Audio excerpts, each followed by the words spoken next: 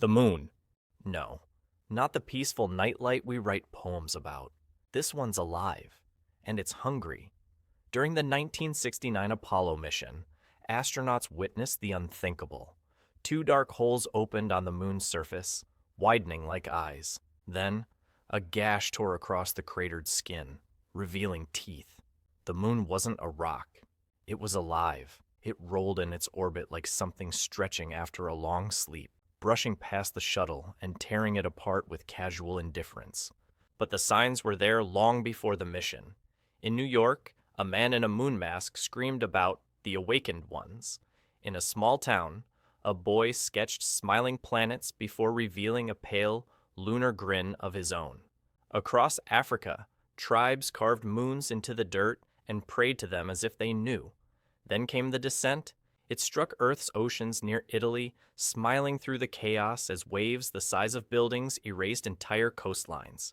The moon bled pink fluid into the water. Element 75. Moon juice. It infected everything. Plants mutated. Animals warped. Humans twisted into grinning horrors called the Moonfected.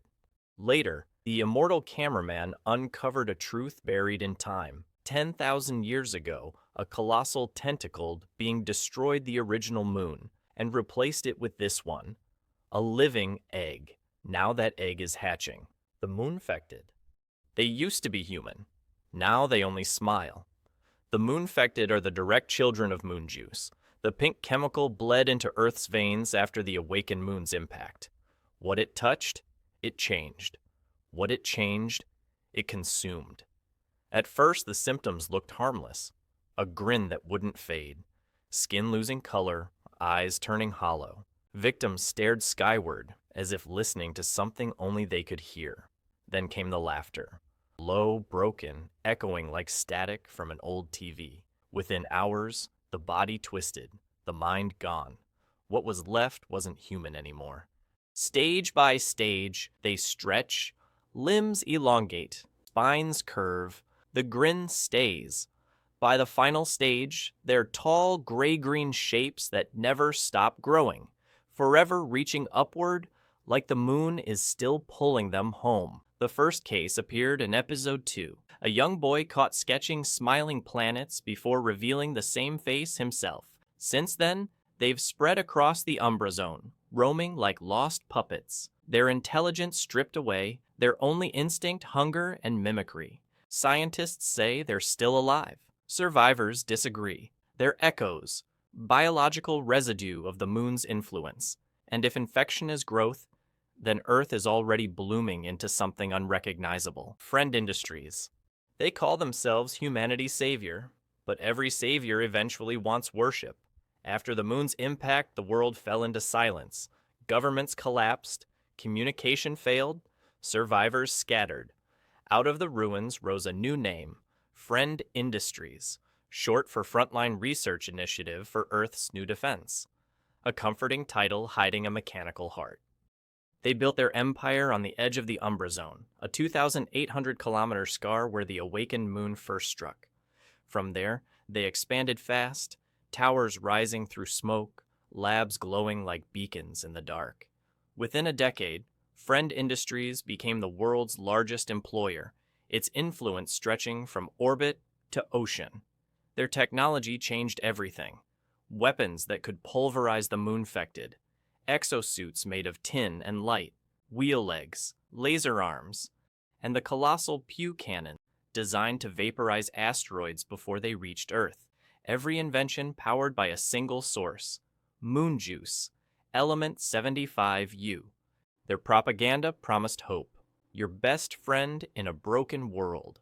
But whispers told a different story. Hoarded moon juice, human experimentation, disappearances around the Umbra Zone, and their crown project, Friendate, a portal experiment capable of opening rifts between dimensions.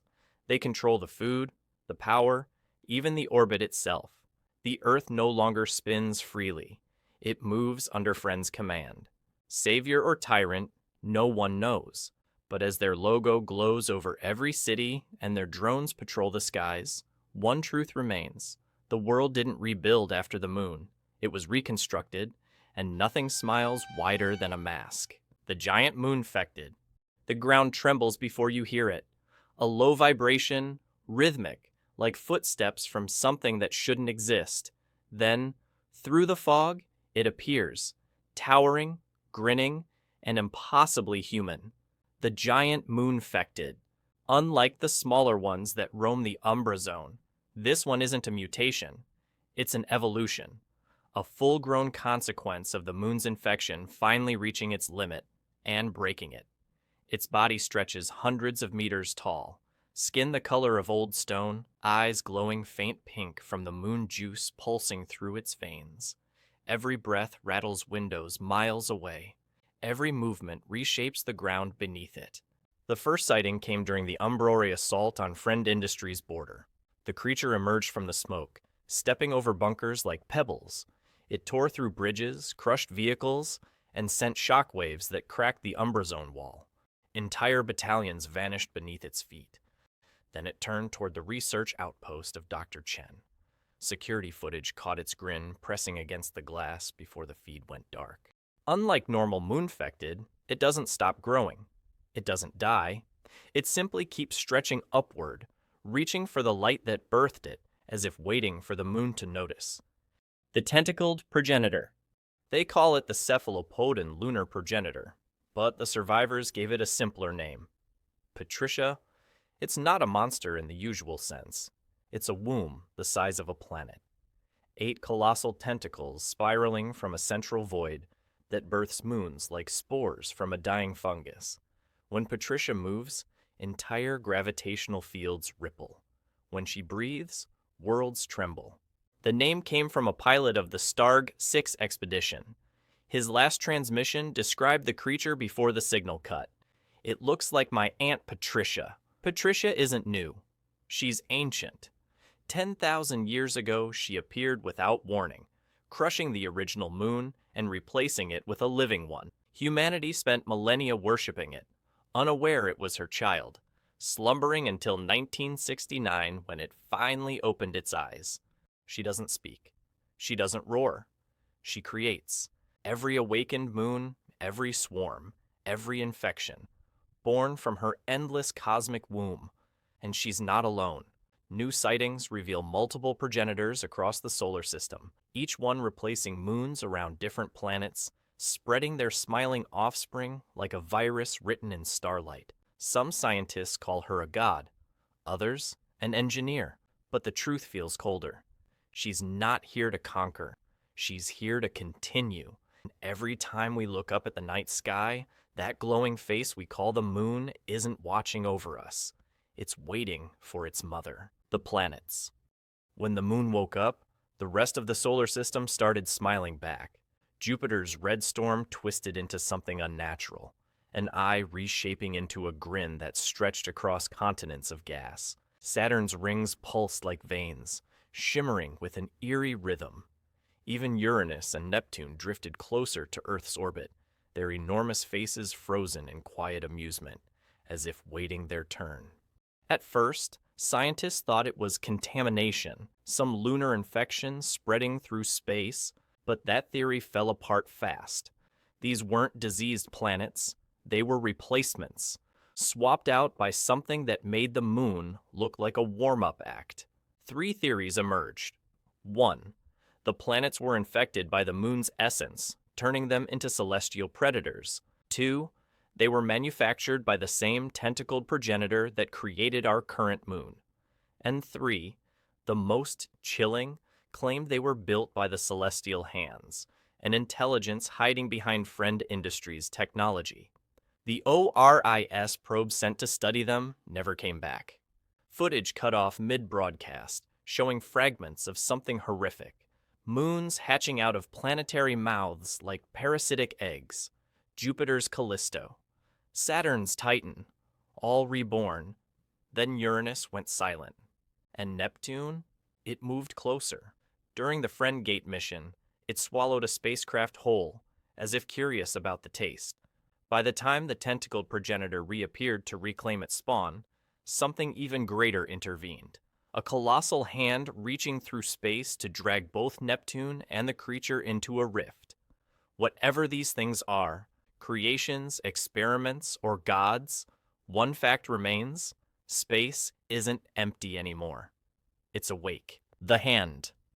They call it the Hand, a name that sounds harmless until you see it. It appeared first as a shadow against the stars, stretching from a tear in space like a god reaching through a mirror. A hand the size of worlds, fingers glowing faintly as it grabbed Jupiter and folded it away into the void. Then Saturn, then Uranus. For a brief moment, humanity celebrated. The awakened planets were gone, the monsters erased. But celebration turned to panic when the sky began to fall apart. With the gas giants missing, Earth lost its gravitational shield. Asteroids rained down like judgment. Oceans boiled. Cities vanished beneath molten skies. Then the hand returned, calm, purposeful. It reached for Neptune and pulled it into the same rift, one finger at a time. Some say it's divine retribution. Others whisper it's not divine at all, but engineered. A weapon controlled by Friend Industries, hidden behind a curtain of faith and science. Whatever it is, its precision is too perfect, its timing too deliberate.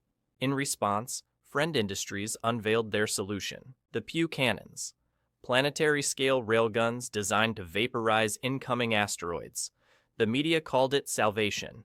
The survivors called it survival on borrowed time, because deep down, everyone knew. You can't stop something that can reach across galaxies like plucking fruit from a tree. And as the stars shifted, the question lingered in every trembling voice. Is the hand protecting us, or building something we're not meant to see? Moon Swarm. Dozens of tiny moons drifting through space, glowing softly like nightlights. But get closer, and you'll realize they're moving together. Breathing, watching. The moon swarm isn't just debris. It's an army. Each orb is a miniature version of the awakened moon, grown and released by the Tentacled Progenitor, the same one that replaced Earth's original moon. They move like a hive, coordinated, silent, and alive. When Stargoo 6 tried to chase the creature beyond Neptune, the swarm arrived first. It filled the void with thousands of smiling orbs, each one rotating slowly, following the ship like curious children. Then they attacked. No sound, no warning. Just a wave of glowing mouths and white light tearing through space like a cosmic storm. The few surviving transmissions described the orbs as ink with intent. They behaved like a defense mechanism, an immune response for something far older and smarter. Every probe that entered their radius vanished within minutes, erased by light and laughter. But the real terror isn't what they destroy, it's what they protect. If one awakened moon could devastate Earth, imagine a swarm of them, each capable of waking worlds and rewriting life.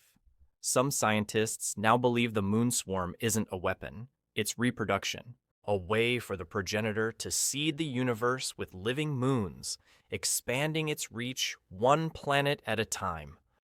Do you want to see more videos like this? Let me know in the comments.